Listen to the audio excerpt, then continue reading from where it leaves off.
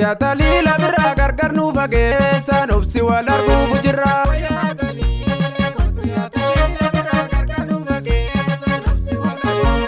Koyaa taliilee balbala kan keetu shanii hundumatu seene baa kormitiyya siin jedhanii eenyutu walii dhagaa gaddisa odaa jalatti of ta'uu gadaa baratta ani si jalaa midhame yoomuma kan kennan jetta kottu yaa taliila biraa gargar nu fageessan obsi wal arguuf jirra.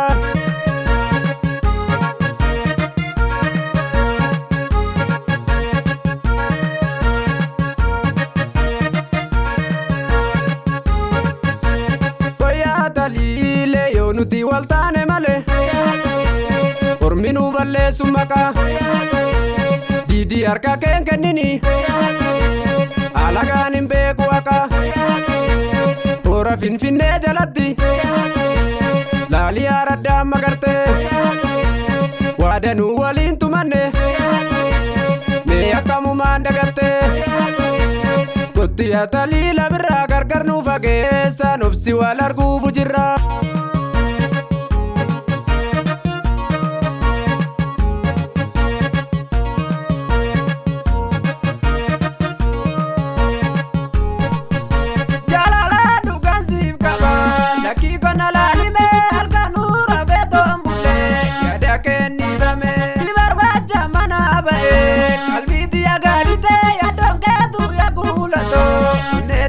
Sabantun talabaa gadaa kalees ta'ee gadaa yoomillee ati gootuma abdiin asee gadaa.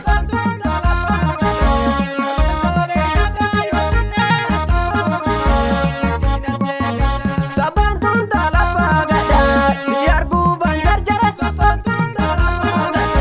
na fuudhee bareenni kee alaa garra feembuluu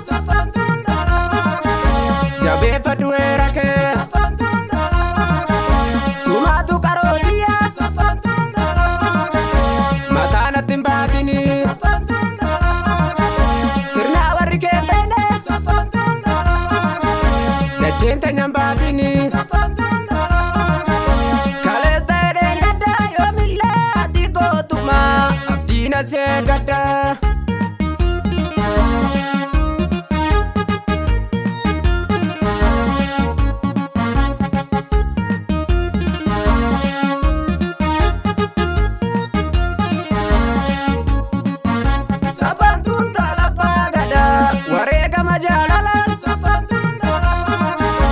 Qabsiifne dungoo sabaa riqicha godhii galii nu dhaala shiraaf dabaa waleegi waltiffadhu ergaan kosii haa ga'u jabeessi wal gorfadhu dhaloonni of haa ta'u.